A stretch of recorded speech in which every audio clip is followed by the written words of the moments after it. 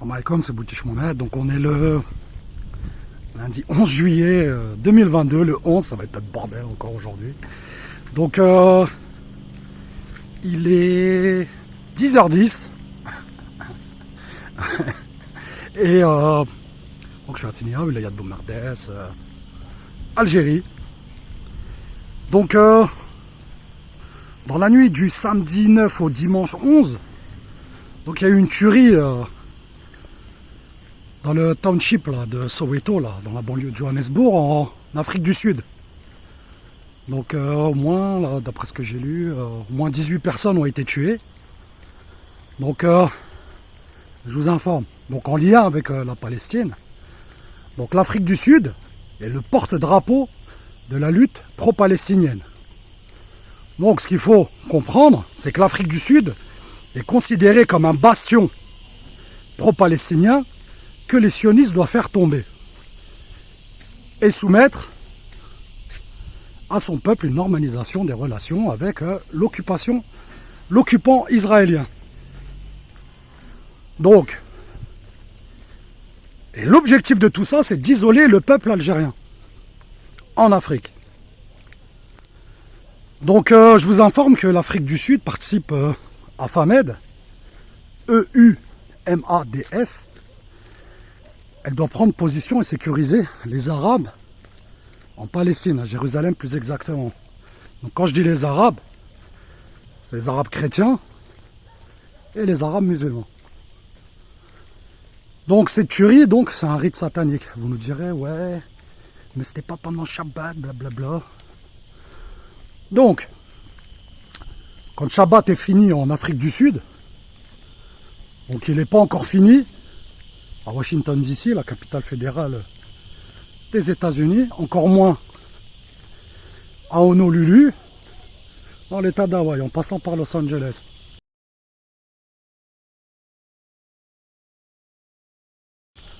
Donc je vous explique. Quand il était minuit 30 à Johannesburg, dimanche 10, il était 18h30 à Washington DC, 15h30 à Los Angeles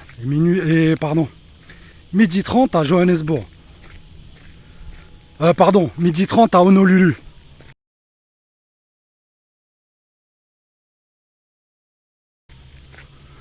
Donc voilà. Un rite satanique. Donc qui n'a pas été vraiment évoqué par les médias français, sauf la presse écrite.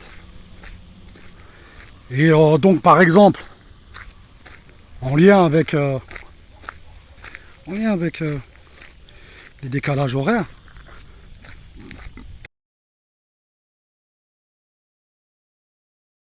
donc quand on est le 1er juillet à Auckland, en Nouvelle-Zélande, il est 14h01.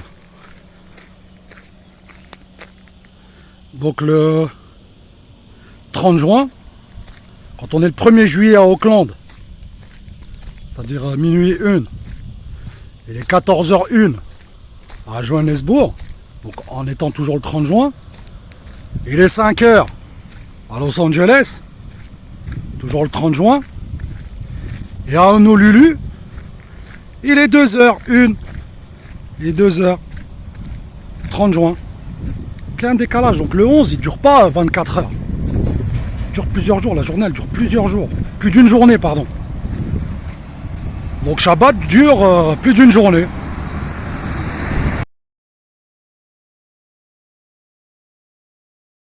Donc salam alaikum Hassan, la base. Et donc Shabbat, pour ceux qui ne savent pas, commence après le coucher du soleil le vendredi pour finir au coucher du soleil le samedi, le lendemain. Donc il y a eu aussi là, un événement aux États-Unis, à Oklahoma, donc des installations gazières qui ont explosé Certains disent qu'il s'agirait d'une attaque russe. C'est une attaque israélienne, avec ses copains français, ses copines. Donc voilà, le but c'est de faire monter les prix, déclencher une guerre. L'Europe là va être en hasse de gaz de schiste. Donc il y a aussi des banques chinoises là qui n'ont plus de liquidité. C'est une information qui date d'aujourd'hui. Et ouais, je vous ai parlé là du point de vente là, il y a quelques jours là où opéraient les frères Abad, là, ceux qui ont assassiné Jawel Rondo, Allah yarahmou. Donc celui qui a été assassiné par Olivier Combes de la DGSI, pédophile violeur de musulmanes. Ça se trouve, la gamine qui l'a violé, c'est une fille de la ronde couture. Donc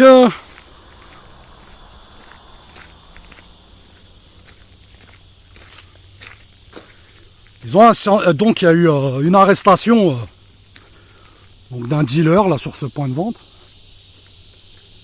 Et dans la foulée, là, les petits soldats là d'Olivier Combes de la DGSI sont allés incendier l'agence Pôle emploi là dans le quartier de la ronde couture à Charleville-Mézières.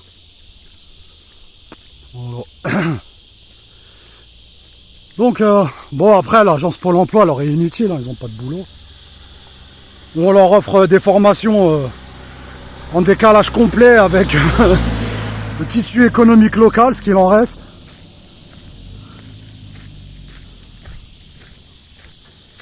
Et donc là je vais embrayer là, sur les Uber Files là. Il est encore dans la merde. Mais bon, est-ce qu'ils vont s'en tirer ce coup-ci? J'en sais rien. Sachant. Bon après, d'un point de vue médiatique, l'opinion publique c'est des trimards. Donc on leur fait avaler ce qu'on veut. Et là il y a un poids lourd qui passe. Regardez, comme un fou. Et c'est l'Algérie. Hein. Lui, ça c'est des chauffeurs, quand ils vous rentrent dedans, ils se sauvent. Hein. Ils vous tuent, ils se sauvent. Bref.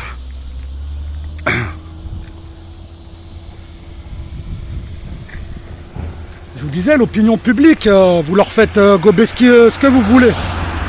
Et donc, Macron, il viole des enfants marocains au Maroc. Donc c'était à mettre en lien avec l'affaire Pegasus. Donc l'affaire Pegasus, donc ce qui a été traité en coulisses, voilà, c'était des pressions qui ont été mises sur Macron en lien avec des crimes graves, des viols, des tortures qu'il faisait aux enfants, comme son maître à penser, Pierre Berger, là, qui crame en enfer. Donc Hubert, est-ce que c'est le coup de grâce ou pas? Donc voilà, les Français vont sortir 2 flashballs, leur tirer dessus, vont rentrer chez eux. Et Macron trouvera toujours, donc le petit Hitler des Rothschild, trouvera toujours des pecnos pour le soutenir. À bout de bras. Donc est-ce que son électorat, est-ce que ces militants là, j'ai vu que LREM, le nom il a disparu, donc maintenant il s'appelle Renaissance, complètement niqué de la tête. Et est-ce que son électorat, est-ce que ses soutiens militants, est-ce que ses soutiens politiques auront des comptes à rendre avec lui? Parce que c'est grâce à lui qu'ils tiennent. C'est comme j'explique ici en Algérie là, par rapport à voilà quoi, aux Harkis qui sont au pouvoir, ils se maintiennent en vie avec les 15-20% qui se déplacent dans les bureaux de vote. Voilà. Donc l'État, le pouvoir, c'est comme en France. Hein. Macron il est dans le coma mais avec une forte abstention. Donc ce qui lui permet de maintenir certains organes vitaux en marche. Donc voilà, moi je me balade dans les montagnes, je suis à pied. Au fond de la Kabylie. Ah, on voit Djurdjoura là. Si elle est dégagée. Et au fond là-bas vous avez Alger. C'est pour ça, là, ils sont venus nous faire chier, les Français, là, chez nous. Ils se sont dit, putain, c'est boucaque de mort. Ils ont tout ça à une heure d'adjacente. Il faut leur retirer, en plus, c'est stratégique. Avec la mer et tout, c'est quoi ce délire? Eh ben, peuple français, tu payes la facture. Donc, j'ai mes terres et je veux des autres villas un peu partout, là. À Paname, à Alger, à Miami, à Nice, à Cannes. Je te pisse dessus quand j'ai envie. Voilà. Donc, j'ai pas réussi à avoir de nouvelles du pauvre Julien Simonovic. Il n'a pas reçu les messages que je lui ai envoyés. J'ai essayé de contacter une autre personne, elle ne répond pas, même s'il était en ligne. Pourtant, il a bien l'habitude de me casser les couilles, marceler, mais bon, il ne répond pas, c'est pas grave, j'en veux pas. Et je vais essayer d'appeler l'hôpital, du moins l'hôpital, la clinique Henriet, ZR4. Et je vais envoyer la vidéo là au bâtonnier du barreau de Reims. Parce que le bâtonnier, je pense qu'il est systématiquement présent aux audiences du tribunal correctionnel. Donc moi, Julien m'avait dit dans l'audio là que j'ai reçu, que j'ai entendu avant-hier, et qu'il m'a envoyé le 5 juin 2022, il m'a dit qu'il était convoqué en correctionnel le 12 juillet, donc demain. Donc je vais envoyer ça. Je vais dire au bâtonnier que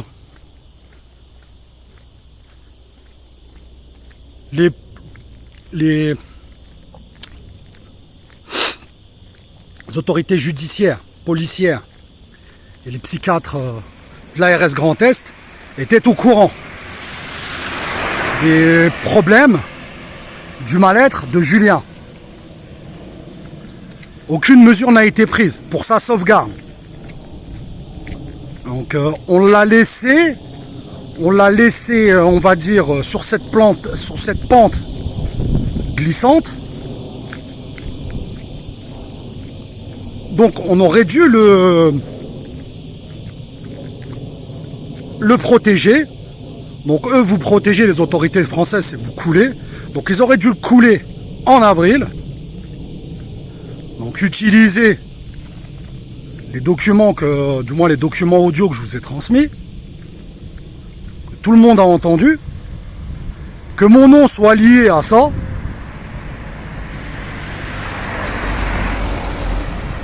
Mon nom soit lié à ça. Moi, ils ont préféré le laisser sur une pente glissante afin que voilà, il aille importuner sa curatelle et que mon nom soit balayé de la procédure, comme avec Ouari Belfoul, là, je vous en ai parlé il y a quelques jours. Donc celui qui avait tiré sur un Algérien Tbessa, là, je veux dire son nom, Majid Gorieb. Donc Majid Gorieb, il a un oncle, côté de son père ou de sa mère, je sais plus, il m'avait dit. Il avait été diplomate, ambassadeur au Mali à une époque.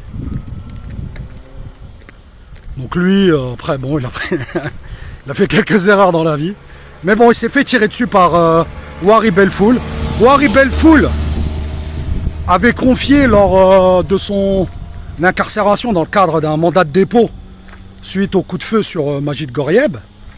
Il avait confié à Ibrahima Khan, alias Baou, donc un franco-sénégalais du quartier de Reims, du quartier Wilson. Donc il lui avait confié là, en cellule que dès qu'il sortait, donc dès que Ouari Belfoul sortait, il tuerait Majid Gorieb. Donc moi, Ibrahima Khan, donc m'avait confié cette déclaration, m'avait confié les menaces que Ouari Belfoul avait proférées contre Majid. Majid, il avait peur, il s'était retrouvé dans le coma. Moi, je l'ai vu en soins intensifs au CHU Robert Debré à Reims. Il était dans un mauvais état. Donc, moi, je suis allé... du moins, j'ai confié, j'ai dit à Majid, voilà, Ibrahima, voilà ce qu'il m'a dit. Donc, Majid l'a confié à la juge. Donc, Dans la foulée, la juge, elle m'a convoqué, la juge d'instruction, où il l'a confié à son avocat ou à la police. Bref, moi j'ai été convoqué par la juge d'instruction. Elle cherchait à connaître ma source. J'ai dit voilà, moi je dis c'est une personne de confiance, inquiète pour Majid, qui m'a confié cette information.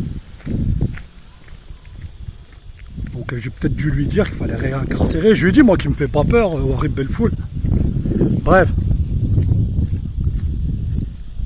Et bon, moi j'ai refusé de donner le nom d'Ibrahim Khan. Donc mon témoignage a été écarté de la procédure. Je crois qu'elle a dit que j'étais fou, un truc comme ça, ce qu'il m'avait dit Majid. Donc son avocat avait dit à Majid que j'étais courageux, que j'avais pas eu peur de témoigner. Et là, il y a un copain, là, Youssef, là, un franco-algéro-marocain, là, un grand, là, son surnom c'est Yo-Yo. Il habitait Croix-Rouge. Donc lui, il a assisté. Il a assisté à la tentative de meurtre, là, quand Warib Belfoul a tiré sur Majid. Il n'a jamais témoigné. Il n'a jamais témoigné. Ça fait le caïd dans le quartier. Ça fait la terreur, ça vend du shit, ça boit de l'alcool en bas des blocs. Mais quand il faut être un homme, quand il faut dénoncer une tentative de meurtre, il n'est pas là. Donc Majid, lui, il a refusé du moins, je pense pas qu'il l'ait cité dans la procédure. Parce que c'était des copains, parce qu'il avait peur, ou je sais pas, bref. Et voilà. Donc,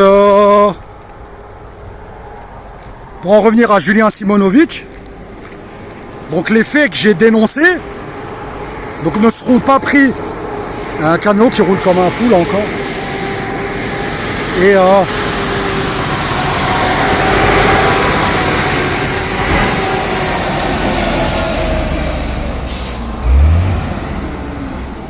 donc les faits que j'ai dénoncés là en avril 2011, donc ils n'ont pas été suivis, ils n'ont pas fait l'objet d'une enquête officielle ou d'une procédure officielle.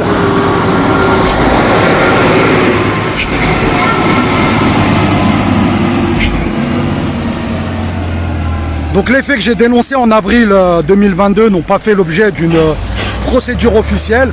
On a donc laissé Julien, voilà, en détresse psychologique, en détresse émotionnelle. On l'a laissé sur cette pente descendante jusqu'à ce qu'il fasse une vidéo. Bon, c'est ce qu'il m'a dit dans l'audio. Jusqu'à ce qu'il fasse une vidéo qu'il a adressée à sa curatrice ou curatelle, machin. Et voilà, afin de faire disparaître ma procédure et le mettre out avec d'autres faits. Donc on l'a torturé pendant toute cette période.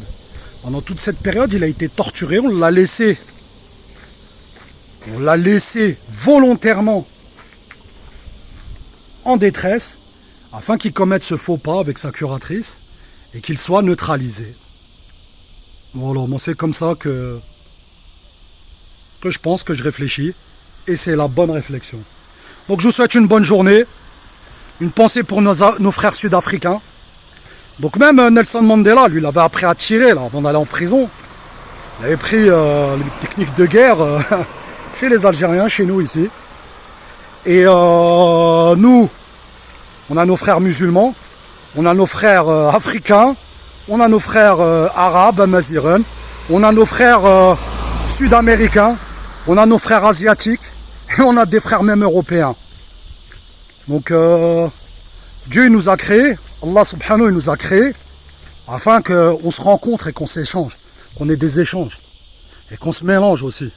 Donc après, rester dans les délires là, des khazars là, d'Ukraine, les racistes sionistes, là, les suprémacistes machin, là, ils sont complètement des dégénérés mentaux.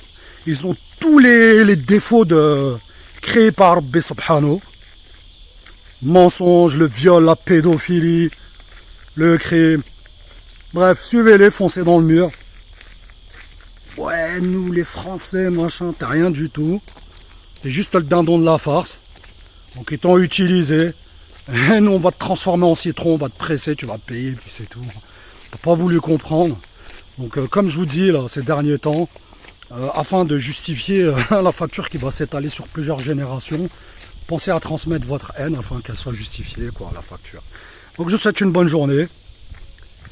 Et voilà quoi, ben, une bonne journée. Tiens, il y a Amir là qui m'a fait un commentaire. J'aimerais bien savoir c'est qui, mais je cherche pas. Donc Amir, un grand célèbre. Il y a une demoiselle ou une dame, Razika, je crois, m'avait souhaité une bonne fête de l'Aïd. C'est encore l'Aïd, donc je vous souhaite une bonne fête, Razika. Je souhaite une bonne fête, Hakim. Ouais, je souhaite une bonne fête au grand frère, là, du moins à la grande sœur, Annabelle. Et voilà quoi. Bon allez, bonne journée. Salam alaikum. Gang gang.